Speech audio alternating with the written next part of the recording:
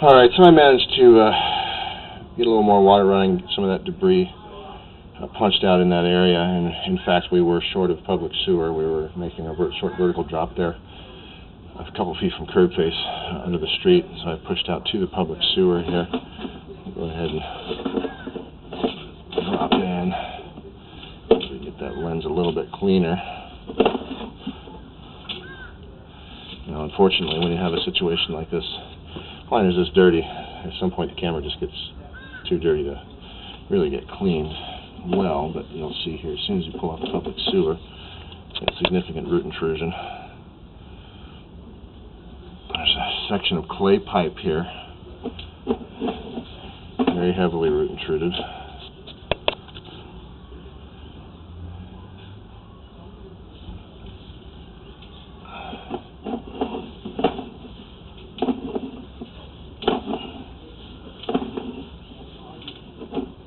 That area that we dropped in, it's all the earthworms and a lot of debris.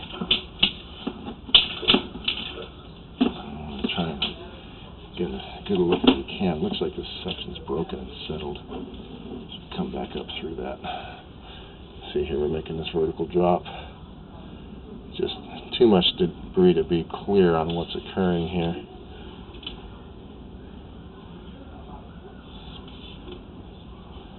It does look like that bottom of that fitting's broken out.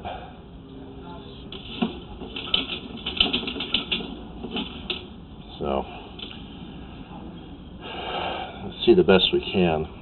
There's certainly enough evidence here to suggest that there's some damage here into the street.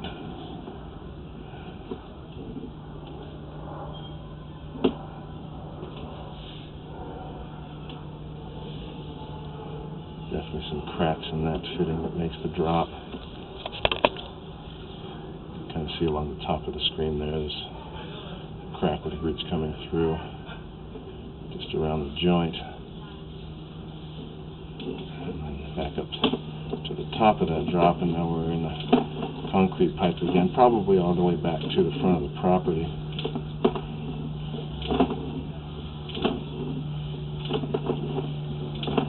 Now, these concrete pipes in the city of Los Angeles are being required for rehabilitation with an approved lining system at the property owner's expense. So this is something that's going to affect the repairs here on this system, or very likely affect the repairs on this system.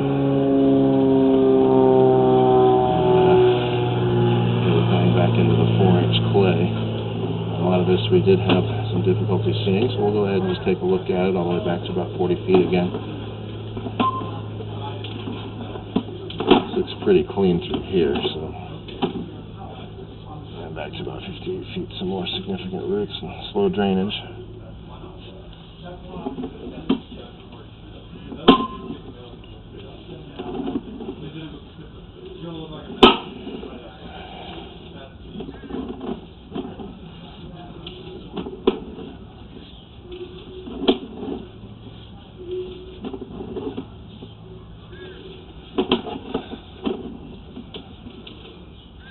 Alright, so here we are coming back to that last area where we got the camera all mucked up. So that's basically all of the pipe. What really needs to happen here before we can be as accurate as possible, it is pretty apparent that there's at least 2 repairs needed on this line, along with potentially some other stuff occurring. But what really needs to happen is this line needs to be cleaned very thoroughly.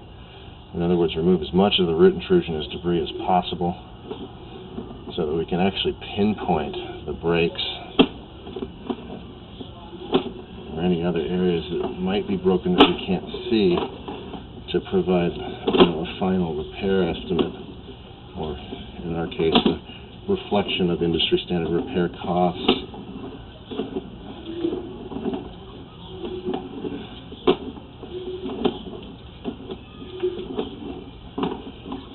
Back to that other area that I saw at about 10 feet that I determined was cracked or broken, and we'll go ahead and flag that out as well. Right through here.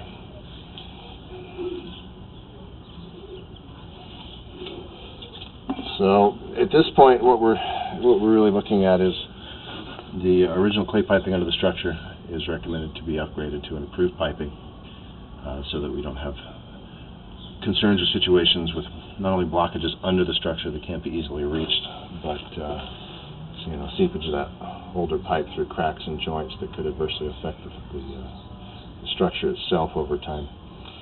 And then from this clean out to the city sewer really needs to get good and thoroughly cleaned for a follow-up examination so that we can just be as accurate as possible in recommending those repairs.